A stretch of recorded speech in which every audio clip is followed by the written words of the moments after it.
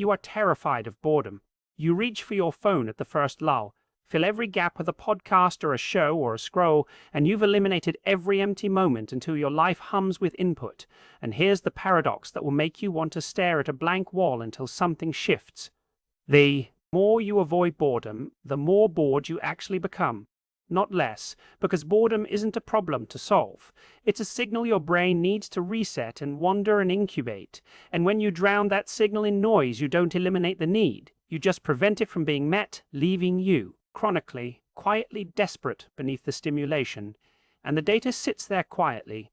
People who tolerate boredom scoring far higher on creativity and problem solving, while those who panic at stillness grow more anxious and impulsive, because boredom is the soil where original thoughts grow, and you can't harvest what you never plant, and the neuroscience is elegant.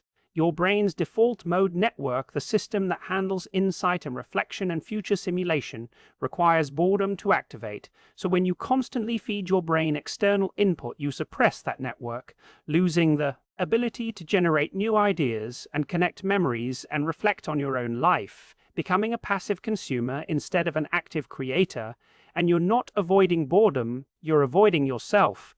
And the American twist is, we've turned boredom into a moral failure. Only boring people get bored. An idle mind is the devil's workshop, pathologizing the very state that produces our deepest insights.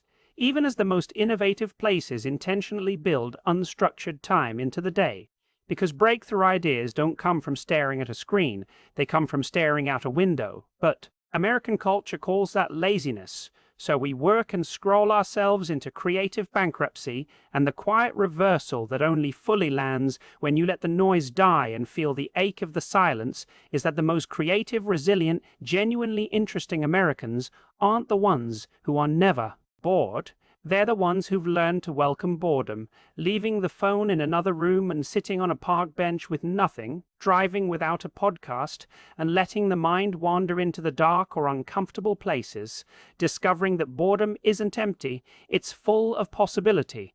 The mind's fallow field that produces the richest harvest when finally planted. And I need to tell you about Derek, a boredom phobe with 2 monitors and 3 podcasts and a phone even while brushing his teeth. And he was stuck, couldn't solve a problem or write a sentence or feel inspired. And a therapist simply said, get bored.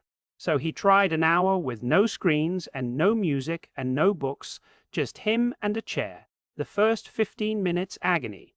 Anxious and restless and convinced he was wasting time.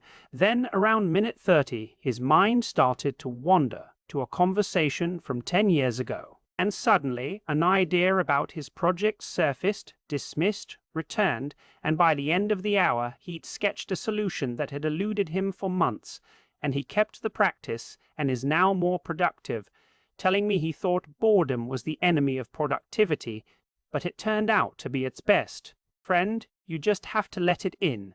And the American cognitive paradox is right here. We are the most entertained and stimulated society in history, and also the most creatively stagnant and anxious and burned out, because stimulation isn't the opposite of boredom, it's the enemy of depth, and the only escape is to do nothing on purpose, and understand that the most important thing you can do today is sometimes nothing at all. So if the impulse just stirred to send this to someone who always has earbuds in, that's not about me. It's the recognition that the playlist isn't protecting them, it's starving them, and the first real creativity you've accessed in years might be just sitting in a room with nothing to do for a little while.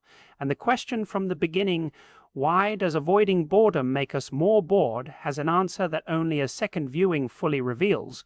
Boredom is not a void. It is a doorway, and you've been running past it your whole life, so now go sit in silence, that's an order.